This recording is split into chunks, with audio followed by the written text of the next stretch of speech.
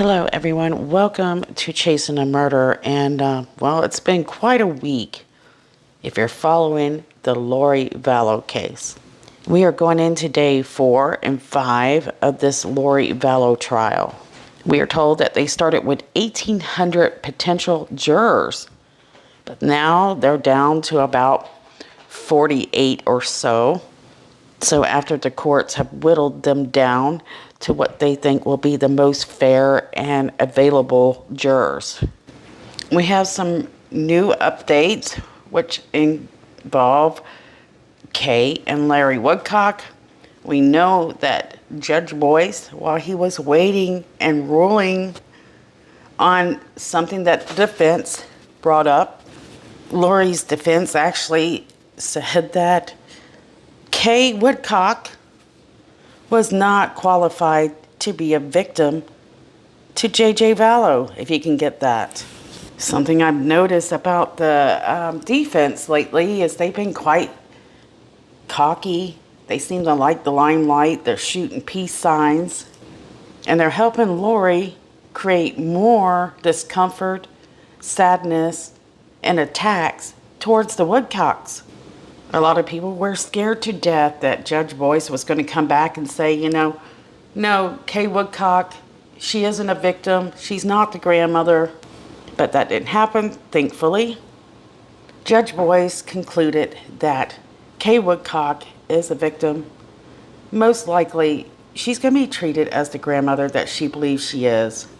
However, that being said, they're saying that Larry Woodcock is not a victim, which is insane. But it could have been worse. They said after he testifies, he can come and sit in the courtroom along by his wife's side.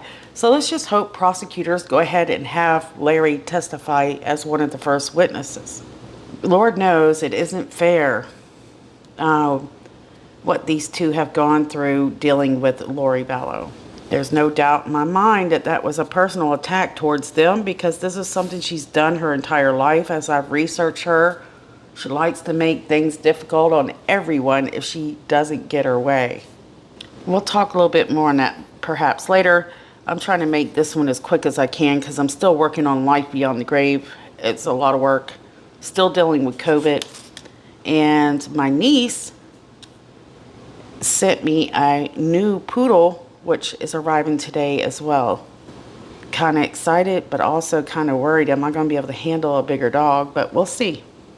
So now we're going into day 5 of this trial, and they're trying to get to the 42 potential jurors. And that way, today, possibly, they will begin striking to get to that final number, and that'll be done by the defense as well as the prosecutors. According to Nate Eaton, it says that they expect to have the number that they need to proceed in this trial Friday, April 7th of 2023. Excuse my voice, guys. And that should be around 18. So after that, like I mentioned earlier, the defense and the prosecution will actually go into, I'm not sure what kind of challenge it is. I'm kind of new to this. But this is where you do the exclusion of jury members without reason or explanation.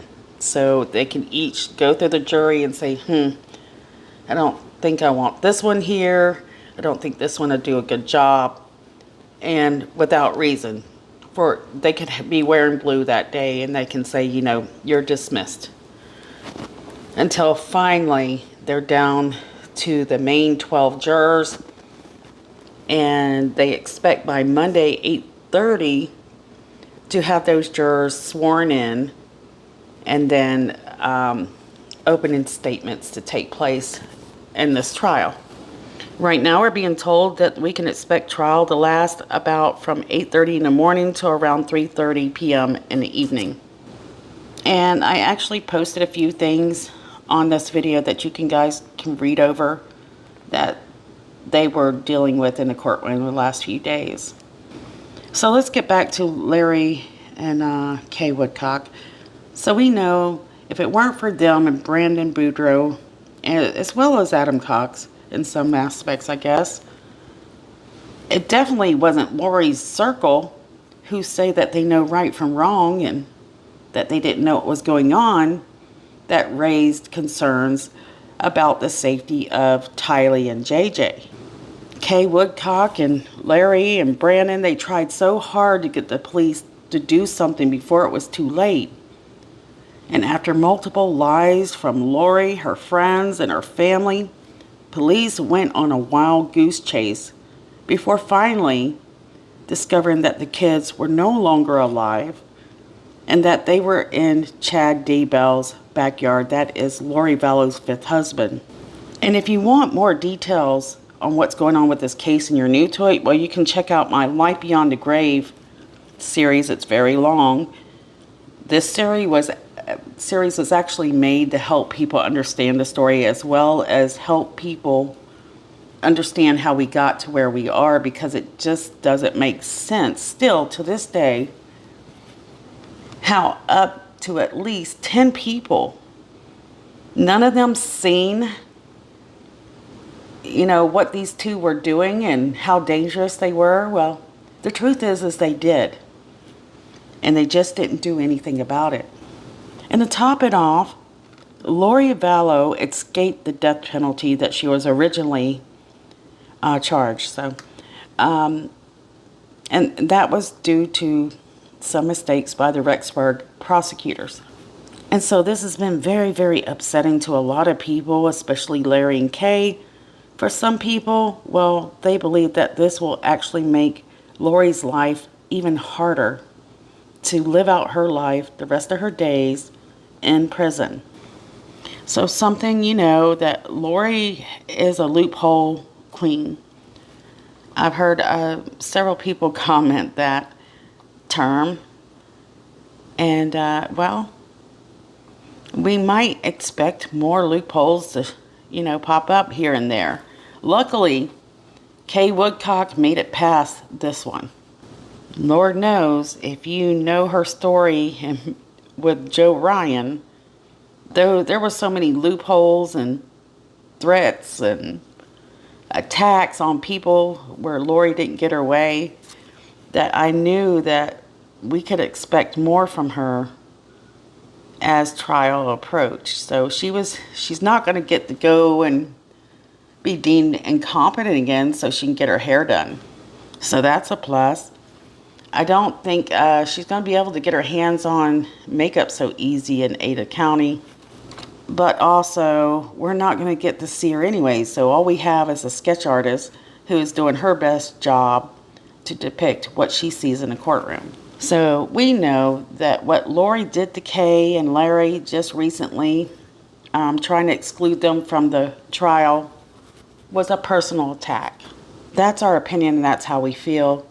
And you're seeing more articles start where reporters are actually starting to catch on to who Lori Vallow is. And they're saying, yeah, it looks like Lori's attempt to make Kay's life more difficult when she's already destroyed it isn't working for her. Another thing that people were talking about was when, during jury selection, there was a point where they were talking about the kids in the autopsy. And we seen this sketch come out of Lori Vallow. It seemed to look like she might have been dabbing her eye, maybe a tear. Many people are thinking, oh my God, this is the best acting job she's pulled off yet.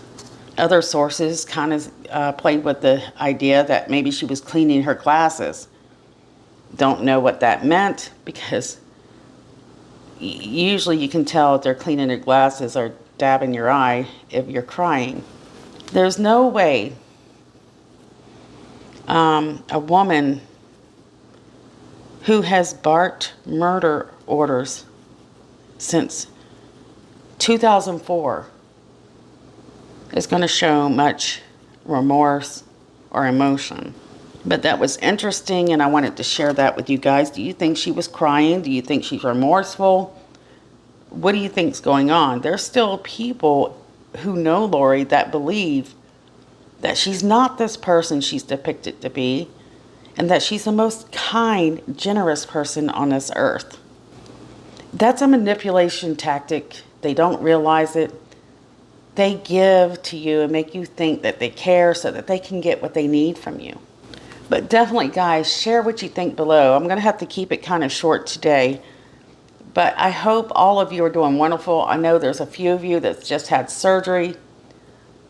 You're sick. You're dealing with some things. I hope you guys are having a better week and weekend. I'm praying that you recover completely. We're thinking of you guys. And I know that all of you are very, very excited to see trial coming up Monday, and you're going to be there no matter what. Thank God, East Idaho News, it might show up late, but they are going to give us the audio of the trial. So I haven't heard if they're going to redact any of it or what's going to happen. I guess we'll find out more on that later. Don't forget about our missing girls. I'm going to continue to work on this Life Beyond the Grave where I can. It's going to be mostly audio, so there's not going to be any pictures that are in perfect sync. I really hope that this channel would take off enough to where I could hire somebody to help me with the editing and stuff. All right, guys, I love you, and I'll see you guys soon.